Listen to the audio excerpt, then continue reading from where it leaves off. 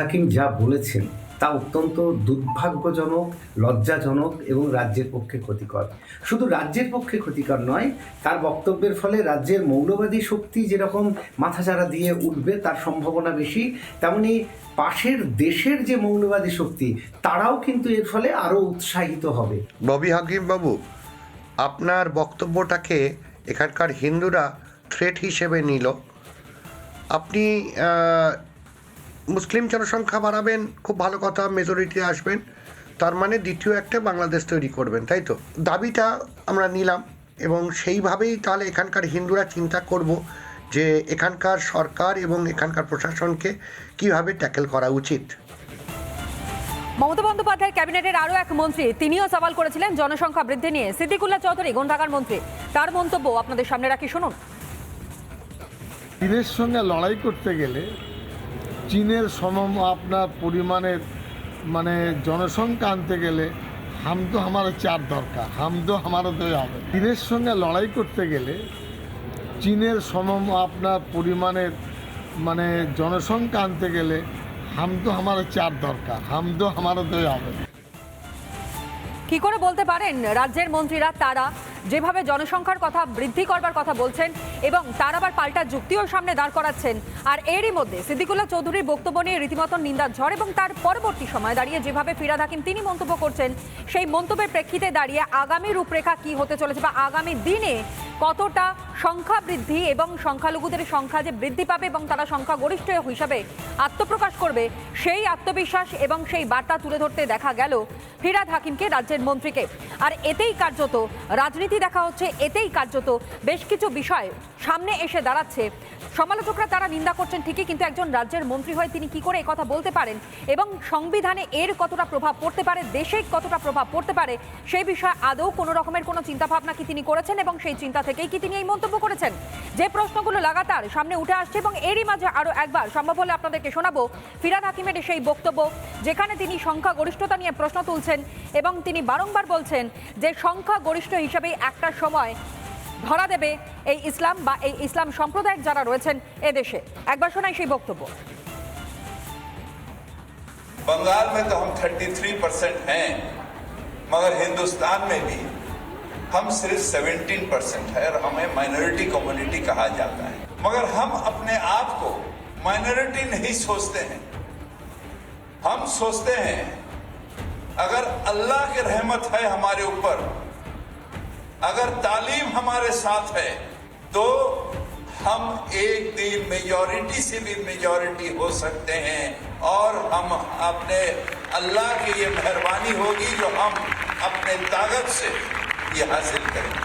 आज भी Calcutta high court से लेके सुप्रीम कोर्ट तक हाथ में गिना 2-4 ठो माइनॉरिटी कम्युनिटी के जज है। क्यों?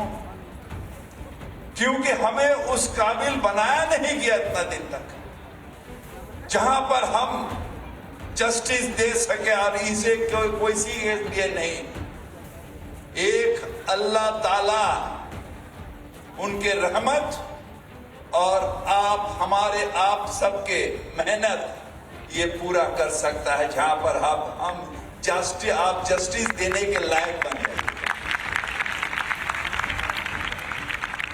और इंशाअल्लाह ताला वो दिन बहुत दूर नहीं है जहां पर हमारे कौम जस्टिस देगा, जस्टिस मांगेगा नहीं। যে বক্তব্য ফিরহাদ হাকিম রাখলেন আপনারা শুনলেন, প্রত্যেকটা ছত্রে ছত্রে তার বক্তব্য একেবারে স্পষ্ট যে এতদিন ধরে সংখ্যালঘু যারা ছিল তাদেরকে পেছনের সারিতে নাকি রাখা হয়েছিল, যে কারণের জন্য সুপ্রিম কোর্ট হোক, হাইকোর্ট হোক, সেখানে জাজের সংখ্যা কম। এবং এই ব্যাখ্যা তিনি যখন দিচ্ছেন তখন পূর্ববর্তী সময় দাঁড়িয়ে তার আরও বেশি সচেতন হওয়ার প্রয়োজনীয়তা রয়েছে।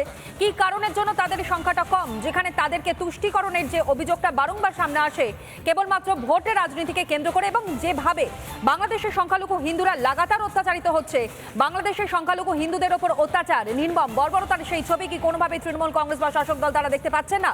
কিভাবে তারা মদত দিচ্ছেন এবং উস্কানিমূলক মন্তব্য প্রকাশ্যে বলতে পারেন রাজ্যের একজন মন্ত্রী, সে বিষয়ে ইতিমধ্যেই সমালোচনা শুরু হয়ে গিয়েছে, যেখানে মুখ ফসকে চক্রান্তের কার্যত ছক ফাঁস হতে দেখা যাচ্ছে।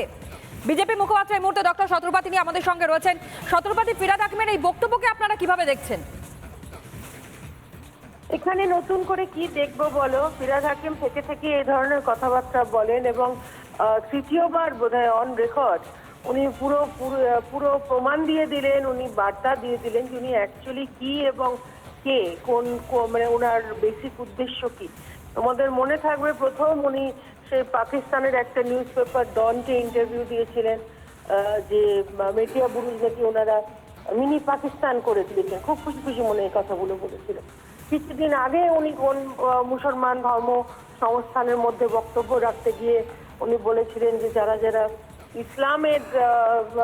ইসলাম ধর্মে জন্মগত করে না বা ইসলাম ধর্মের সঙ্গে সম্পর্ক নয়, তারা নাকি অভাগা, মানে তাদের জীবনটা ব্যর্থ যাচ্ছে। শতবারই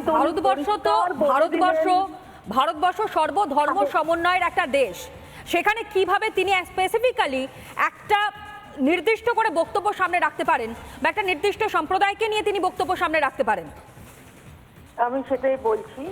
এবার উনি একদম সবকিছু ছাড়িয়ে উনি বলেছেন যে ওদের বেসিক উদ্দেশ্য হচ্ছে যে এখন ওরা কয়েকদিন সংখ্যালঘু আছে, সংখ্যাগুরু হয়ে যাবে।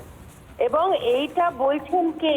সাধারণ মুসলমান নয়, উনি হচ্ছেন মেয়র অফ কলকাতা, উনি হচ্ছেন urban minister of West Bengal government. এই ধরনের মন্তব্য, যেখানে একদিকে ওরা বড় বড় কথা বলে যে ওরা নাকি সর্বধর্ম সমন্বয়, কি উৎসব যার যার, পুজো যার যার, উৎসব সবার ইত্যাদি ইত্যাদি, এইসব যে কথাবার্তাগুলো বলেন, ওরা তো পরিষ্কার বহুবার এই সরকার মুখ্যমন্ত্রী সমেত সমস্ত মন্ত্রীরা পরিষ্কার দেখিয়ে দিয়েছে যে ওদের পুরোপুরি মুসলমান তোষণ। একদমই তাই। আর এখানেই তো প্রশ্ন উঠছে, ধন্যবাদ জানাই আপাতত আপনাকে শতরূপা, ডক্টর শতরূপা আমাদের সঙ্গে ছিলেন, বিজেপির মুখপাত্র। আর এখানেই প্রশ্ন উঠছে কার্যত যে বক্তব্যগুলো সামনে আসে তার প্রেক্ষিতে সত্যি তৃণমূল কংগ্রেসের তারা চায় তো যে এই দেশের যাতে কোনো ক্ষতি না হয়, তারা চায় মুখোশকে যে মন্তব্যের কথা সামনে আসছে, যে চক্রান্তের পর্দা ফাঁস হচ্ছে, দেশের বিরুদ্ধে গভীর ষড়যন্ত্র চলছে না তো? এই রাজ্যে বসে যারা মন্ত্রীস্থানীয় রয়েছেন তারাই চক্রান্ত করছেন না তো? এই প্রশ্নটা বারংবার উঠে আসছে এই সকল বক্তব্য সামনে আসবার পর। নানা ধরনের কন্টেন্ট দেখার জন্য লাইক করুন, শেয়ার করুন আমাদের ফেসবুক পেজ, সাবস্ক্রাইব করুন আমাদের ইউটিউব চ্যানেল। পাশাপাশি অন্যান্য ব্রেকিং নিউজের জন্য অবশ্যই চোখ রাখুন রিপাবলিক বাংলায়।